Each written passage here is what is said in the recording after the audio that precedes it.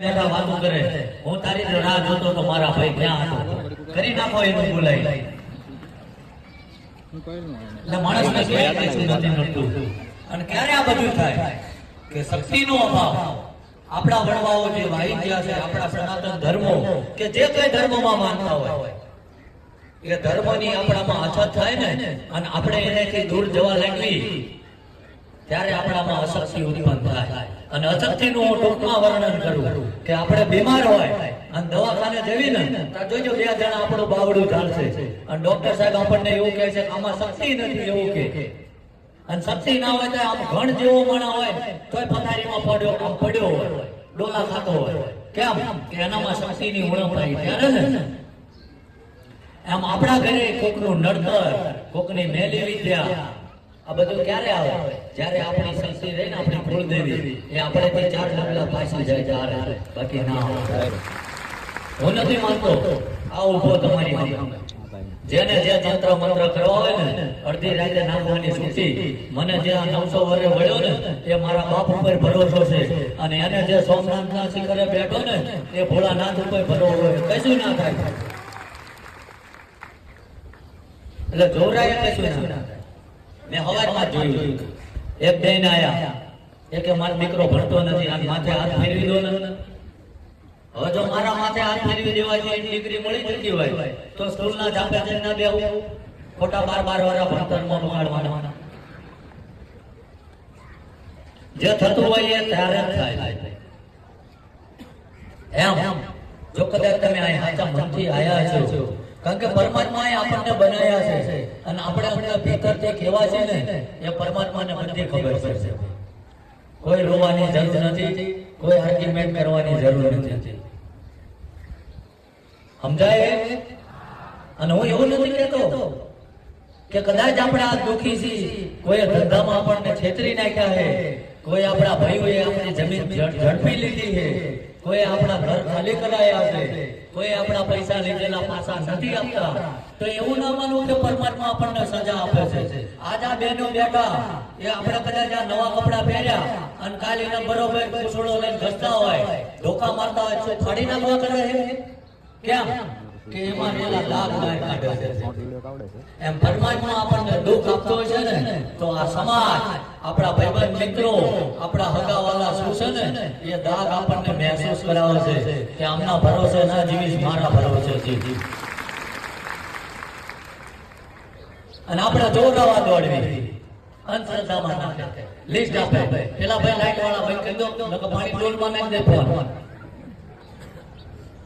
અંધશ્રદ્ધામાં નાખે, લિસ્ટ આપે ઉપર ફરી આટલું ચવાણું લેતા આવજો, આટલી મીઠાઈ લાવજો, આટલું બસ દુકાનથી વાળવું પડશે. ક્યાં છે ક્યાં હતા? હવે તમે બોલો તો જ આગળ બોલવું છે. હા ભાઈ, ભલા માણા ખાધું છે તાલે કે તો બોલો. અને ભૂખ લાગશે ફરીથી ખવડાય. અમે ક્યાં કીધું? કોણ આવ્યું? વડાવો છો ને. અને તમે પાછા બુદ્ધિના અબૂત હોય ને, વાચાના દીકરા કહેવાય અને બુદ્ધિથી અબૂત, કારણ કે તો જ આવી બધી હરકતો કરે.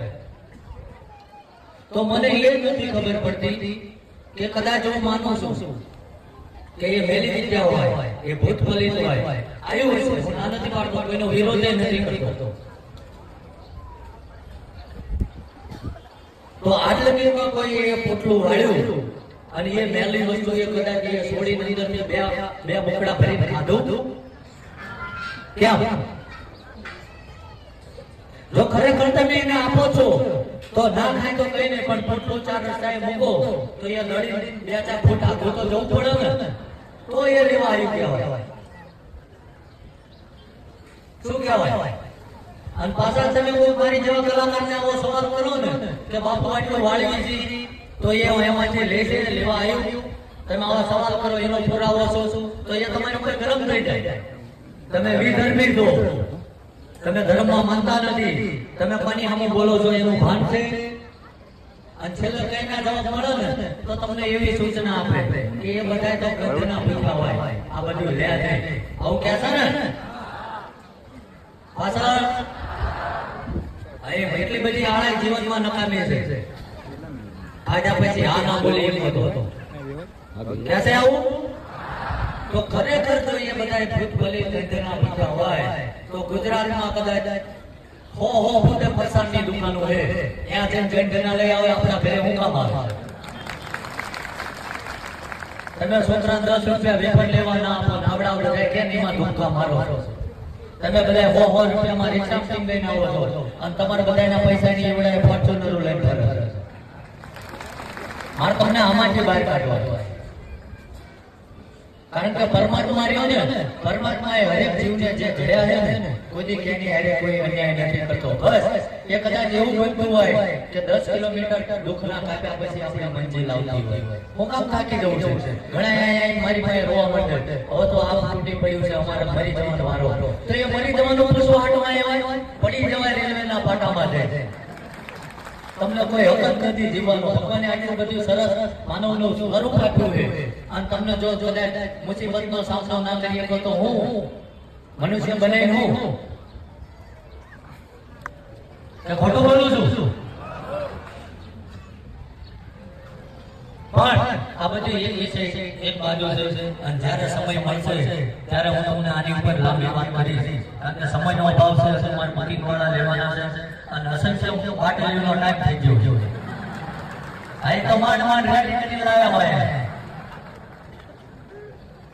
પણ મેં એ જોયું કે ભલે તમે એવા બંધાણી છે તમે વગર બંધાણી સમજતા નથી ને એવડે એટલા બધા ડાયા છે બિચારા વાડ ચાલી એક બાજુ જતા રહે આપણે પીત્યા છે આપણે કોઈ નડવું નથી એમ કે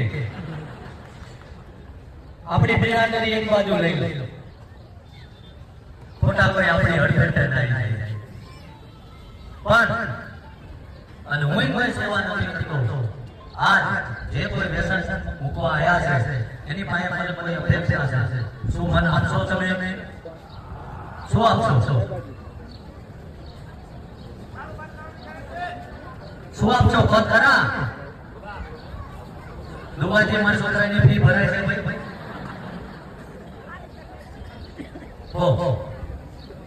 મારા માટે કઈ નથી પણ કાલ વ્યસનના માર્ગે તમે 5-10 હજાર રૂપિયા મહિને બગાડો છો એની તમારા પોતાના ઘરમાં બચત કરજો અને એ બચત પહેલા તો પોતાના પરિવારના હિત માટે વાપરજો અને કદાચ એમાંથી 200-500 રૂપિયા એક બાજુ કાઢી ગામમાં કોઈ પણ જ્ઞાતિના દીકરી દીકરા ભણવામાં હોશિયાર હોય અને થોડી પૈસાની અછતના કારણે એનું શિક્ષણ છીનવવામાં આવતું હોય અને એને બાળ મજૂરીએ મોકલવામાં આવતું હોય તો તમે વ્યસન મૂક્યું છે ને અને ગર્વથી કહેવા દેજો કે પૈસેથી મુજબ નહીં તારા દીકરી દીકરા ભણવામાં હોશિયાર છે એની ફી હું ભરી દઈશ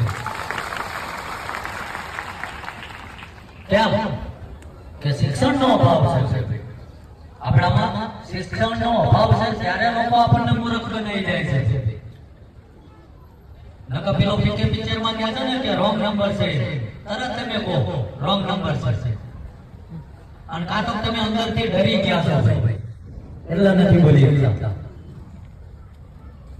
ખોટું કરતા હોય એ વિરોધ કરવો પડે અને કાલ એ ગરીબ માણસનો દીકરો ભણી દીકરી દીકરો ભણી કોઈ સારો અધિકારી બનશે અને પોતાની સીટ ઉપર બેસવા જશે ને ત્યારે એનો ભૂતકાળ એને યાદ આવશે કે ફલાણા મારા ગામના ભાઈ ના હોય તો મારી પાસે આ નોકરી ના હોય અને ગરીબ માણસ રહ્યો ને એ ક્યારે કોઈનું યાસાન લીધેલું ભૂલતો નથી અને જો એ કદાચ ભૂલી જાય ને તો પરમાત્મા ક્યારે એને માફ કરતો એ લખી રાખજો અને એ ભણી ભણીને કઈ સારો અધિકારી બનશે ગામમાં 5 વ્યક્તિની સેવાની મદદ કરશે એ 5 તૈયાર કરવાથી થઈને આપણા ગુજરાતમાં જશે તો એ બીજા 500 ને તૈયાર કરશે અને ગુજરાતમાંથી 500 તૈયાર થઈને આખા ભારતમાં જશે તો 1 લાખ બનતા વાર નહીં લાગે અને 1 લાખ માણસ ભારતમાં એવા તૈયાર થશે ને તો દુનિયાના નકશામાં મારો ભારત નોખો હશે સમજાય ને કારણ કે આપણે જે ભૂમિકા ઉપર જન્મ લીધો છે ને એટલે આપણો પહેલો ફરજ તો એ આવે છે કે એ માતૃભૂમિને વફાદાર બનવું સમજાય 7 વર્ષથી હું નાણા જોઉં છું કોઈ મરદ આવ્યો નથી કે ભાઈ આપણા ભારતને હું નડે છે અને હું એની માટે પ્રયાસ કરી તો આ દુર્દશા જે કઈ મય ભરવાણી છે